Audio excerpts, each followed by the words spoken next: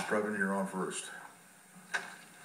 Yes, good morning. My name is Eric Previn, and I am the county resident from District 3. And S1 has to do with the status of our the recommendations made by Special Counsel Merrick Bob and that were put forward by Supervisor Molina, if I'm not mistaken. The Citizens Commission on Jail Violence, which is exactly on this point, has been meeting, and on April 16th there was a very moving meeting in which precipient witnesses testified, and the commissioners were were notably moved. I'm concerned that we are delaying regular check-ins until the middle of May. I'm concerned that the Citizens Commission on Jail Violence, in light of the comments on April 16th,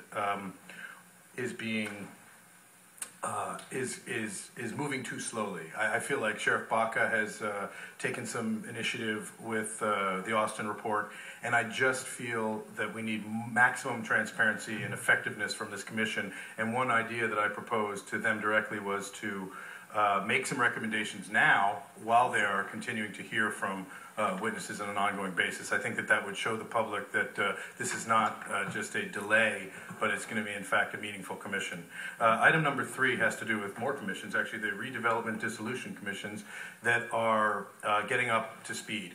Item 10, which is related, seems to suggest that there's been an emergency and a vacancy needs to be filled by Maria Chong Castillo, who is one of Supervisor Yaroslavsky's most loyal deputies. I don't know what that emergency might be.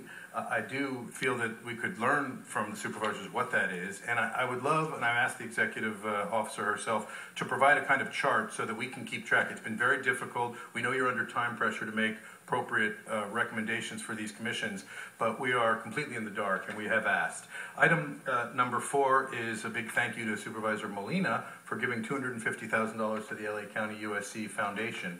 And though that does seem like a great thing, I am concerned that it is for hiring a couple consultants and then a full-time person. We do absolutely support the spirit there, which is wellness and local initiatives, but I don't understand why that's coming from her and not from that health services group.